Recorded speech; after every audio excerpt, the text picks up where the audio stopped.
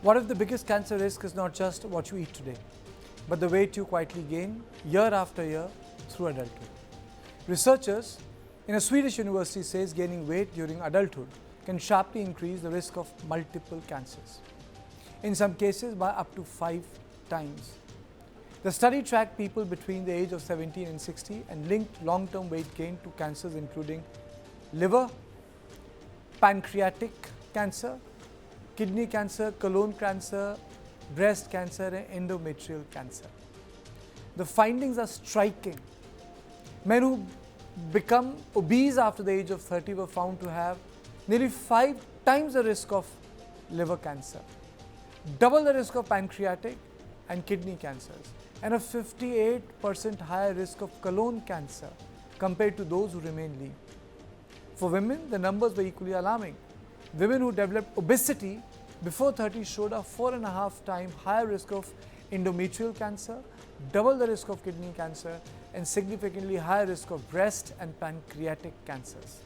The study also found that the people who gained the weight most during adulthood, around 32 kilograms on an average, faced dramatically higher cancer risk than those whose weight remained relatively stable. Researchers say that obesity is no longer just linked to diabetes or heart disease.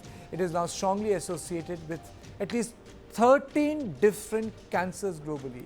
And perhaps the biggest takeaway is that there appears to be no safe age for unhealthy weight gain. Even moderate increase in weight during adulthood is associated with higher cancer risk, which means cancer prevention may begin much earlier than many people think, with lifestyle, diet, exercise, and long-term weight management. हमारे देश के हर परिवार को चिंता करनी चाहिए। मोटापा हमारे देश के लिए बहुत बड़ा संकट बनता जा रहा है।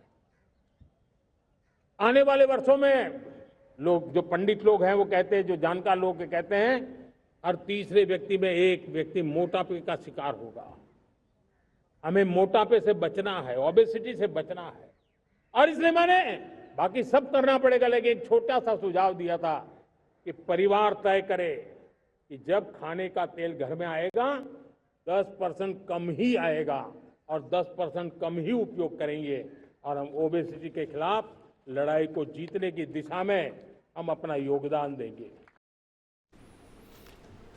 Let me introduce my guest. I'm joined by Dr. Parjeet Kaur, Associate Director, Endocrinology, Medanta Hospital, and I'm joined by Dr. Puneet Gupta. Thank you both of you for joining me. Let me straight away go to Dr. Puneet Gupta first. Sir, obesity and cancer people know, but why does the correlation becomes dramatic if the weight gained is during your adulthood?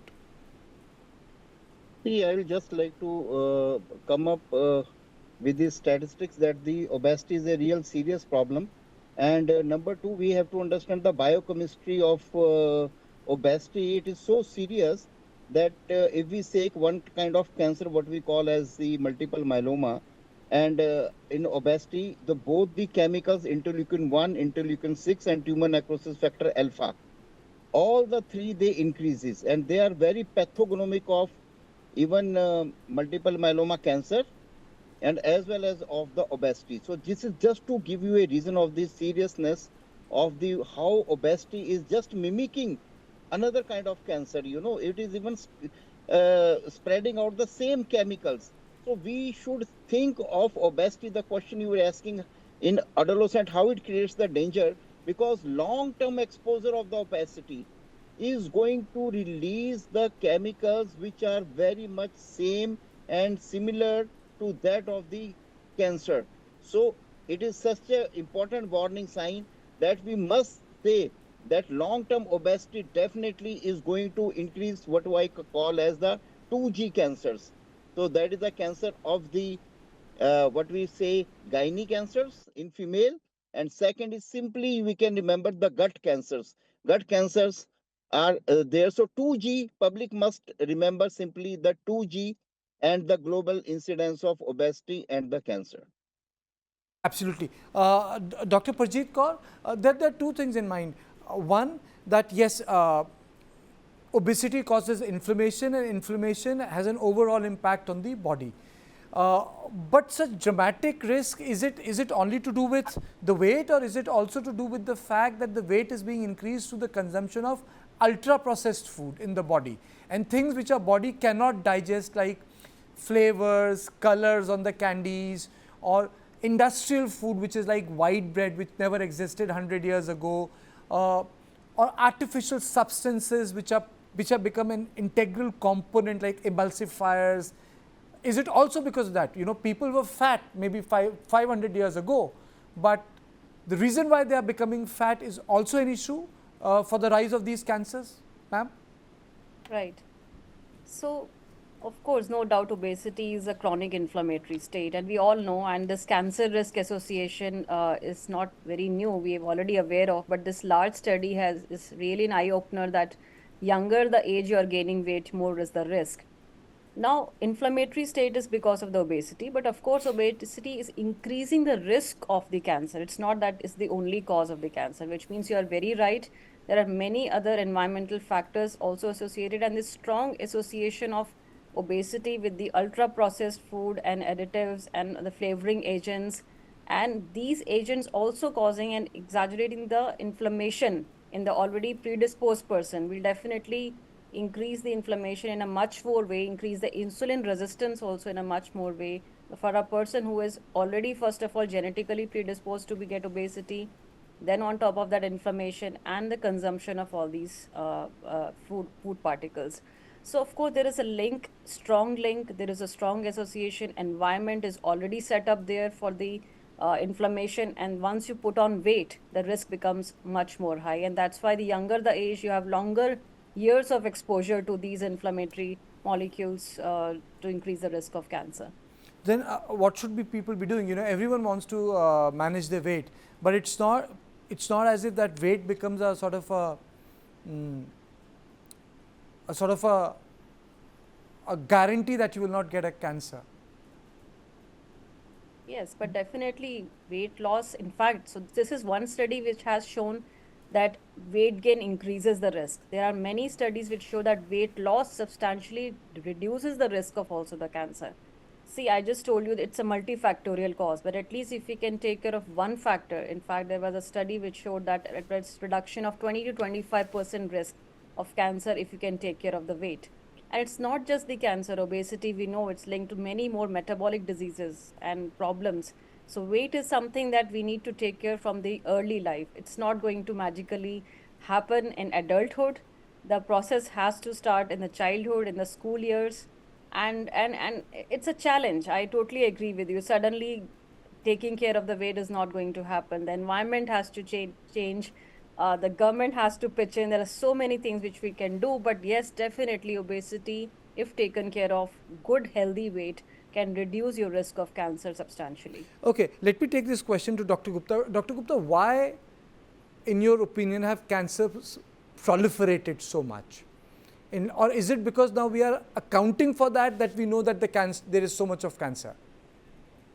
Sir, the answer you are right. Just Dr. Kaul also added to that. I'll take that also further and your question together.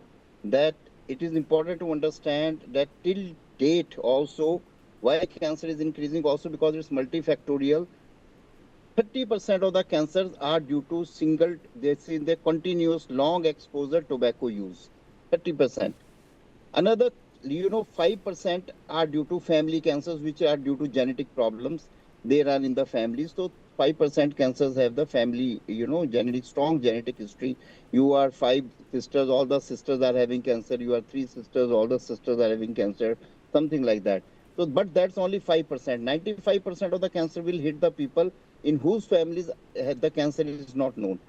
So the third thing is, let's say we say community air. I use the word very carefully, community air pollution, not your factory air or not your industrial air that causes different cancers, but that amounts to about 5% of the cancer. But the community air is responding only to 1% of the cancer, which is a great hype in the media. You will speak 30, you will smoke 30 cigarettes a day, then you will say, oh, this cancer is due to the community air. So that's not true actually. Yes, but by profession, if you are working in a factory which is a having these fibers are made, plastic fibers are made, wooden fibers are made, you are exposed to the dust, or you are working in a metallic factory where fumes you are exposed, and you are not using the industrial mask, then actually the cancer, again, another 5% will add to it. If you're professionally and you are exposed to dangerous level, it may be up to percent of 80% of those people will have cancer. So your industrial safety is very important. But that is again a minuscule of the cancer. Then diet related cancer. Another 5 to 10% of the cancer are definitely related to diet only. So this is how we have to understand the real risk of cancer. But the good news here I will like to give you that even this, just the small measures like adequate sleep pattern, you sleep at 10 o'clock, get up at 4 o'clock, which is the natural rhythm one should follow. The best studies have shown your insulin level, insulin resistance, immunity level, everything will work up and it will help to fight the obesity differently. Then second is the exercise only for 30 times a day, and 30 minutes a day, and also the weightlifting. If you can do yoga and stretching and aerobic, change the exercise every day. One day you do swimming, one day you do cycling, another day you do aerobics, next day you do yoga, and weightlifting, little weight lift, not for bodybuilder. We want just 2 to 5 kg serial weight increase in the body weight to train up your muscles twice in a week. Let's say you fix Monday and Friday. So that will also reduce substantially the risk of your obesity. Then third is the diet, as Dr. Kaul has told, that very important, especially extra processed food. I will like to tell one, there are two inserts. One is the temperature. If you heat them, a carcinogen can double A is produced. And this double A, we say na, tash ka ikka hota hai, to double A, triple A. So like that chemical is going to, harm high food process, which we use for making chips. We are making biscuits. You may have very good potato quality, international, Mexican, American, but very rich in starch, very crispy. But it is a dangerous food because it has now already developed the cancer-causing carcinogen because it is heat treated. So American problem is not the food. Their problem is processed food, which in India we are handling very, very intelligently. And thanks God that issue is not in India because we are not depending on biscuits. We make our baked breads and we don't, process the food, keep it for months and then eat those prontas. So God willingly, we cook it every day and not very high temperature. So it is food, unnaturally processing is not a problem in India. So I think with these issues and newer drugs have come, as Dr. Kaur has also told, once they reduce the obesity, definitely the cancer incidence is also going to reduce. But there are two serious issues with those obesity reducing drugs only, that because studies are only short term. So we require bit long term studies, but yes, definitely evidence is there that as far as obesity, other things are related, as far as insulin resistance is related, metabolic disorder is related, their weight reduction is related. It is effective in the tune of, let's say, 70 to 80% effectively. Okay, let me take a then closing comment from Dr. Parjeet Kaur. How important is the role of insulin in management of weight, madam? Okay. Insulin and cortisol. Right. So insulin is our natural hormone which controls our blood sugar levels. So what happens in the obesity, that insulin resistance happens. Insulin is not acting in a proper way, the way it is supposed to act. Like it has to provide energy to the cells. It's not acting properly. The levels rise. And those rising level of insulin are actually associated with the inflammation in the obesity. So these are very closely linked. Insulin resistance and obesity has some genetic basis. Once the weight increases, insulin resistance worsens and then obesity also worsens. Okay. Now the role of cortisol, actually, I would say it's much of a hype here, because cortisol excess is actually a very rare disease, what we call as Cushing syndrome, which we rarely see. But what So happens you're in saying again? basically it's only on Twitter. Yes, yes.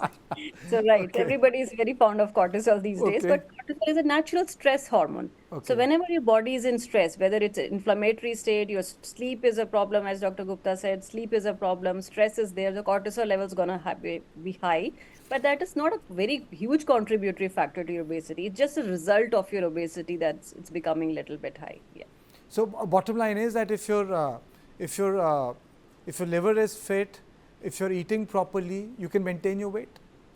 Yes, definitely. healthy lifestyle Sleeping properly also. is the foundation of everything, be it metabolic health, be your weight, be your cancer-free risk, metabolic diseases, diabetes, everything. Drugs, of course, are there to help you, but physical activity and diet are the foundation. 30 seconds to Dr. Gupta. You said sleeping properly. How much? I mean, say Though sleeping, I will say 6 10 to hours, 7 4 hours, o'clock. 8 hours? For adults, it is 10 to 4, and it is, yeah, 6 hours are good enough. For younger people, still we say 6 to 8 hours.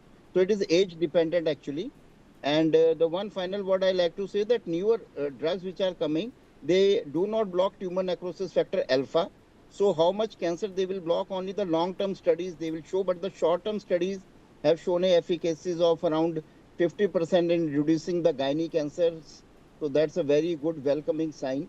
So let's keep our eyes and mind open, and we hopefully can also fight Okay. the disease through obesity, through lifestyle changes, as well as due to the pharmacological intervention. Okay. Thank you both of you for joining me. And I think the bottom line here is lose weight and maintain a healthy lifestyle.